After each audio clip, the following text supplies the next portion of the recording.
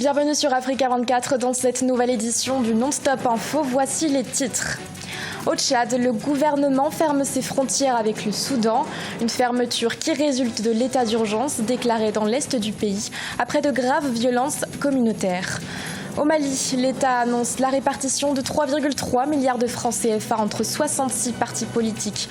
Une aide prévue par la charte des partis politiques, mais considérée comme discriminatoire par certains responsables de presse.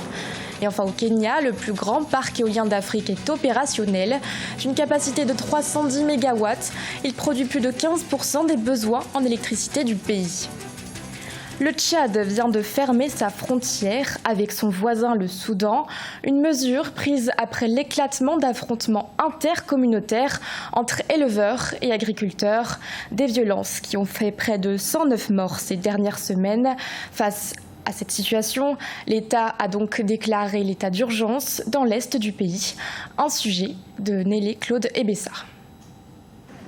L'état d'urgence a été déclaré au Tchad pour 3 mois dans les provinces du Sila et du Ouidaï, dans l'est du pays. Le président de la République, Idriss Déby Itno, a également ordonné la fermeture des frontières, notamment celle avec le Soudan, afin de faire face au trafic d'armes à feu. Des décisions faisant suite à la situation sécuritaire de plus en plus dégradante dans cette zone du pays. Cette mesure qui est dictée par les circonstances sécuritaires pour pouvoir donner beaucoup plus de pouvoir aux autorités en charge de la sécurité et de l'administration du territoire pour prioriser la paix et la sécurité. Le chef de l'État, qui a réclamé le désarmement des civils, a attribué la principale cause de ce conflit intercommunautaire au désordre qui dégénère au Soudan, soulignant l'afflux d'armes venues des pays frontaliers.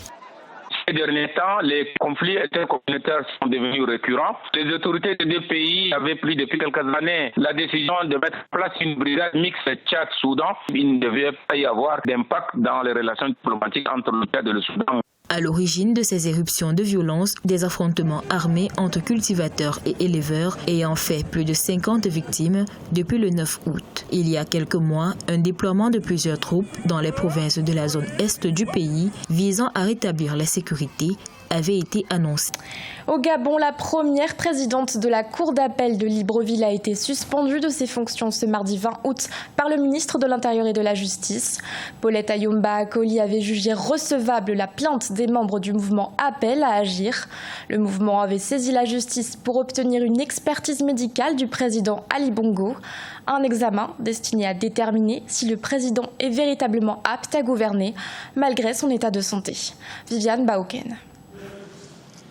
Paulette Ayomba Akoli, la première présidente de la Cour d'appel de Libreville, a été suspendue de ses fonctions ce 20 août 2019. Décision du secrétaire général de la chancellerie du ministère de l'Intérieur et de la Justice. Même si les motifs de cette suspension n'ont pas été clairement notifiés, les observateurs y voient une sanction purement politique.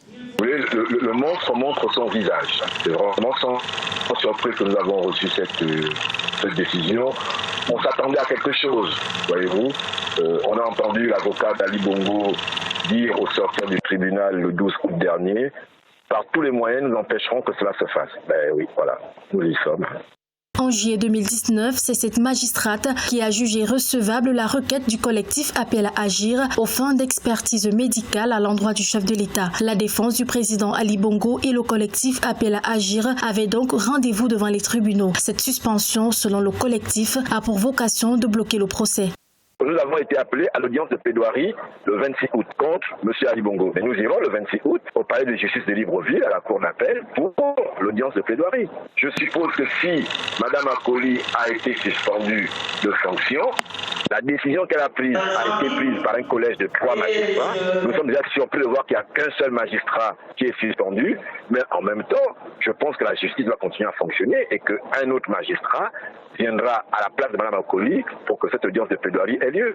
Le collectif Appel à agir qui a introduit devant les juridictions du Gabon une plainte pour déterminer la capacité au nom du chef de l'État, Ali Bongo, à exercer ses fonctions après son accident vasculo-cérébral n'entend pas s'arrêter en chemin malgré la suspension de la présidente de la Cour d'appel de Libreville. Au Mali, près de 3,3 milliards de francs CFA vont être répartis entre 66 partis politiques.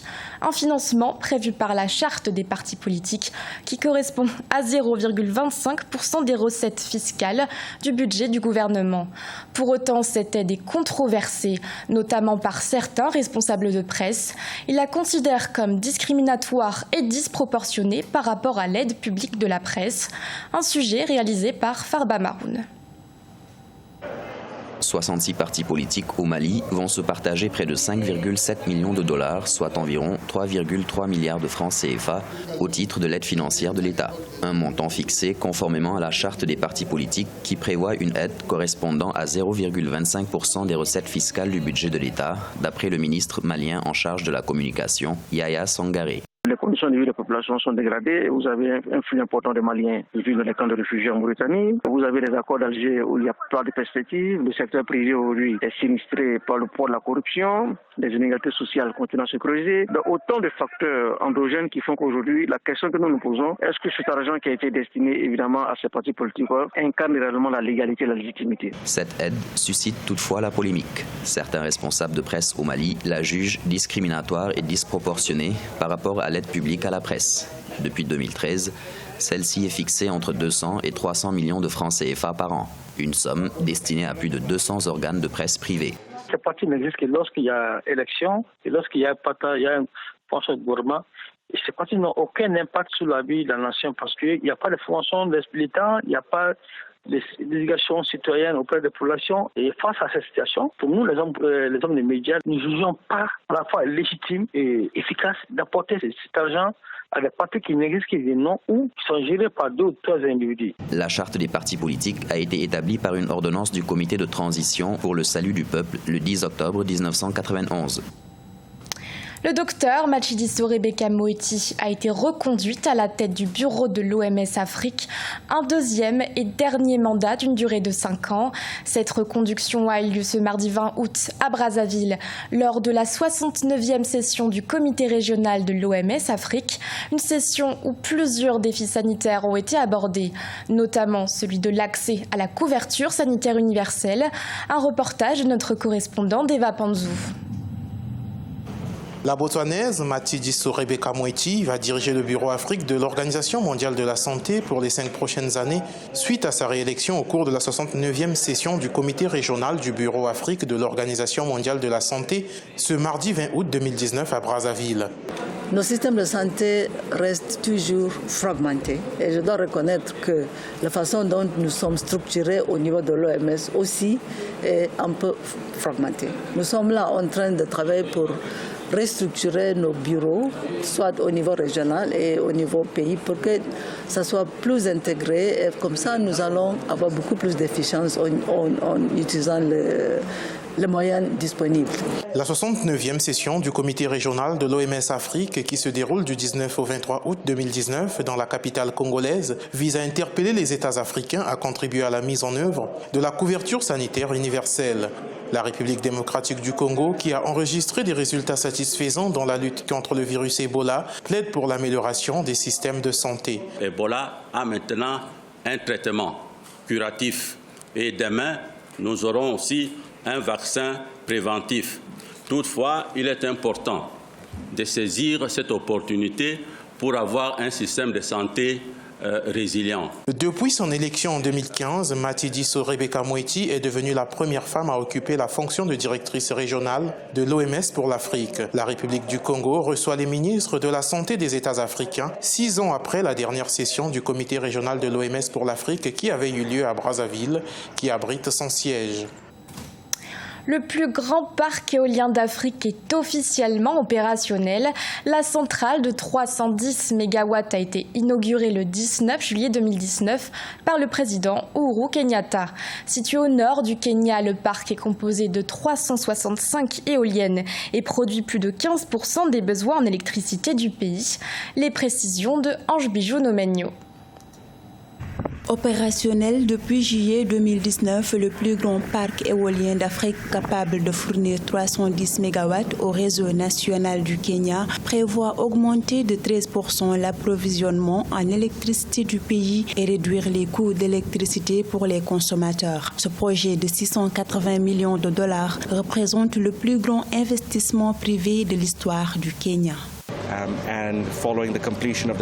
Après l'achèvement de l'interconnexion de transmission en septembre 2018, nous sommes entrés en exploitation le 24 septembre. Depuis cette date, nous avons maintenant produit une énergie qui a permis aux consommateurs kenyans d'économiser 8,5 milliards de shillings en ajustement du coût du carburant qui aurait autrement été imputé au tarif de la consommation. Le Kenya produit déjà l'essentiel de son énergie grâce à l'hydroélectrique, la géothermie ou l'éolien. Pour le pays, ce nouveau parc s'inscrit dans le cadre de sa volonté de produire 100% de son énergie grâce à des sources renouvelables d'ici à 2020. Au cours de la journée, nous produisons entre 15 et 17% de l'énergie du Kenya, ce qui représente une forte demande. Pendant la nuit, nous produisons jusqu'à 30% de l'énergie du Kenya. Avec un taux national d'électrification de 75%, seulement 37% de la population rurale au Kenya bénéficie de l'électricité. Néanmoins, le pays a fait de grands progrès dans les énergies renouvelables au cours des dernières années et est considéré comme l'un des rares pays africains à progresser sur la voie d'une énergie propre. Ce journal a été réalisé par l'ensemble de la rédaction. Merci de votre fidélité. L'actualité continue sur Africa 24.